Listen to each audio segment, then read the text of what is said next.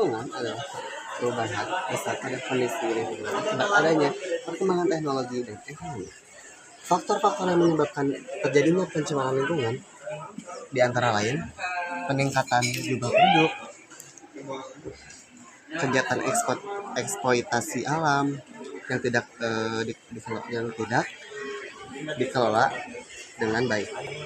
Pencemaran lingkungan didefinisikan sebagai perubahan faktor abiotik akibat kegiatan yang melebihi ambang batas toleransi ekosistem abiotik, misalnya penggunaan kendaraan bermotor ataupun alat pengolah bahan baku yang terkadang tidak sesuai dengan standarisasi lingkungan. Pencemaran lingkungan disebabkan oleh beragam faktor, namun faktor terbesarnya adalah manusia.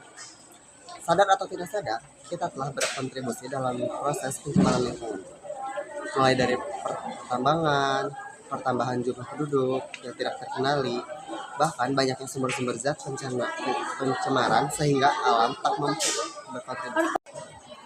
Pencemaran lingkungan terbagi menjadi 3. Salah satunya adalah pencemaran air.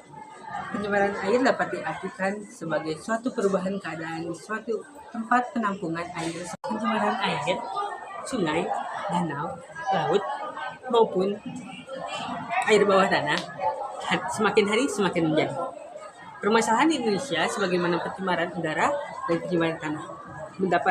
Mendapatkan air bersih yang tidak tercemar bukan hal yang mudah lagi. Bahkan pada sungai-sungai di lereng pegunungan sekalipun, pencemaran air di Indonesia sebagian besar akibatkan oleh aktivitas pertambangan. Limbah pemukiman yang mempunyai pengertian segala bahan pencemaran yang dihasilkan oleh daerah pemukiman atau rumah tangga. Limbah pemukiman ini bisa berupa sampah organik dan sampah non-organik. Asian Development Bank pernah mengatakan pencemaran air di Indonesia menimbulkan kerugian 45 triliun per tahunnya. Pencemaran udara adalah adanya substansi fisik, kimia, ataupun biologi di atmosfer yang bila jumlahnya banyak, maka dapat membahayakan kesehatan dan keberlangsungan makhluk hidup di bumi.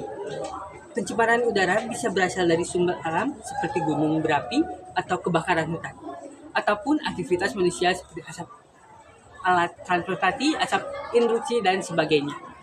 Pencemaran udara terbagi ke dalam 2 hal. Pencemaran udara primer merupakan pencemaran udara yang mana berasal dari sumber utama yang menyebabkan udara menjadi tercemar. Contohnya zat karbon monoksida. Pencemaran udara sekunder merupakan pencemaran udara yang terbentuk atau berasal dari reaksi yang ditimbulkan oleh pencemaran primer dan atmosfer. Contohnya penipisan lapisan ozon. Selanjutnya ada pencemaran tanah. Pencemaran tanah adalah keadaan di mana bahan kimia buatan manusia masuk dan merubah lingkungan tanah alami. Pencemaran tanah ini biasanya terjadi karena kebocoran limbah cair dan bahan kimia industri atau fasilitas komersial, penggunaan pestisida, masuknya air permukaan tanah tercemar ke dalam lapisan subpermukaan, kecelakaan kendaraan, penyangkut minyak, zat kimia atau limbah air. Air limbah dari tempat penimbunan sampah serta limbah industri yang langsung dibuang ke tanah secara tidak berbicara. Ketika suatu zat berbahaya beracun telah mencemari permukaan tanah, maka ia dapat menguap, tersapu hujan, dan masuk ke dalam tanah. Pencemaran yang masuk dalam tanah kemudian teresap zat kimia beracun di tanah. Zat beracun di tanah tersebut dapat berdampak langsung kepada manusia ketika bersentuhan atau mencemari air tanah dan udara di atas.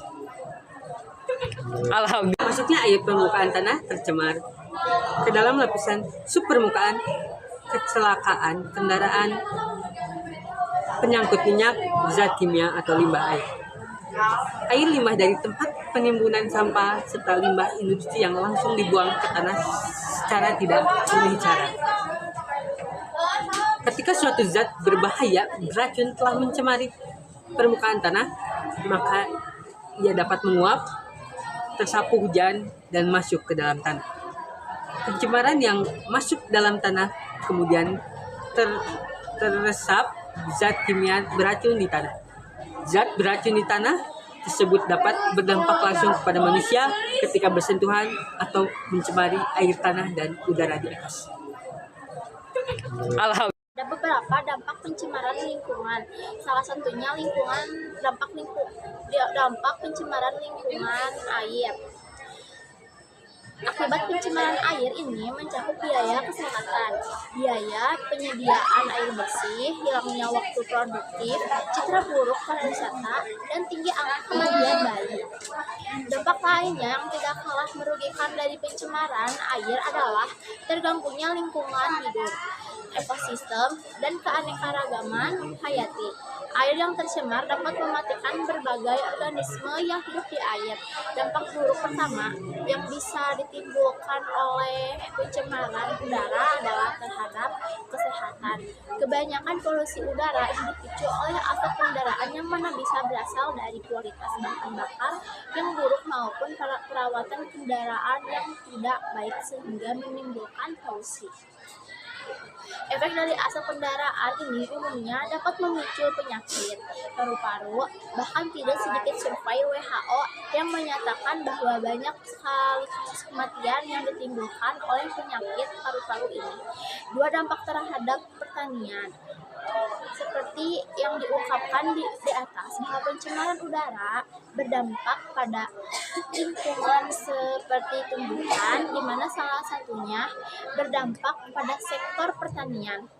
Udara yang tercemar pada proses fotosintesis tumbuhan sehingga banyak petani yang mengalami gagal panen akibat tanaman mengalami masalah dalam pertumbuhannya. 3. Pemanasan global.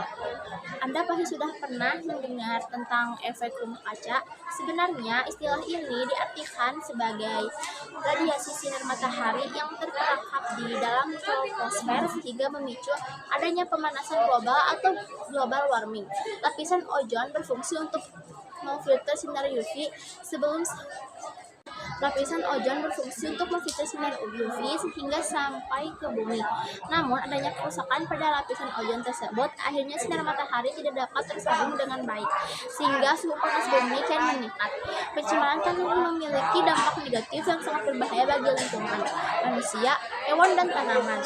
Tanah yang tercemar dalam penyebabkan tanam sulit untuk tumbuh, mengandung racun, dan berdampak buruk pada kesehatan tubuh bila dikonsumsi. Lalu selanjutnya ada solusi pencemaran lingkungan. Lalu cara mengatasinya bagaimana sih? Cara mengatasi pencemaran lingkungan tersebut bisa berupa yang pertama dari pencemaran air, yaitu menggunakan instalasi pengolahan air limbah atau IPAL. Yang kedua, mengelola limbah rumah tangga berupa tinja secara cermat. Yang ketiga, menjauhkan polutan penyebab pencemaran dari sumber air. Yang ketiga, mengupayakan edukasi dan gerakan secara nyata kepada seluruh masyarakat. Yang kelima, memprioritaskan penggunaan produk ramah lingkungan, lalu melakukan proses penanaman dan perawatan pohon pada lahan hijau, lalu melaksanakan proses pembersihan sumber air secara berkala.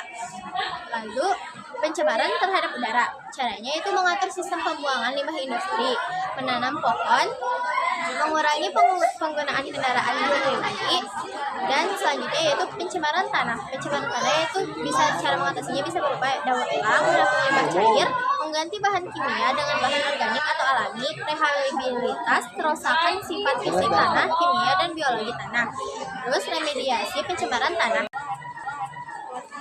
Mungkin segitu saja solusi cara mengatasi pencemaran lingkungan.